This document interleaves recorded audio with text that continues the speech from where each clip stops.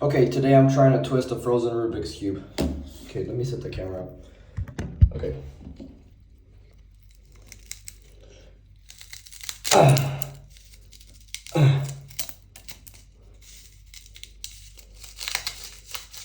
Oh, that's cool. Oh, it's hard. There's like ice stuffed in there. Oh, oh, that is so crunchy. Now this layer. Ah, that is crunchy. Frick. This side.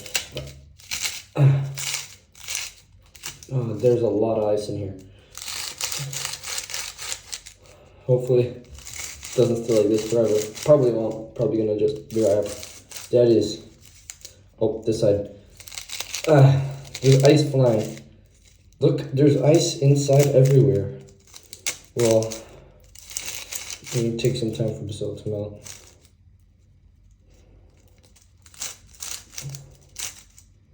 Okay. Yeah, okay, that's pretty much it. That's the Rubik's Cube.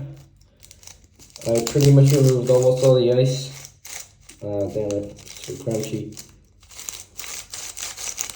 Yeah, there we go. Oh, still some ice in it. Okay, that's it. Thank you for watching.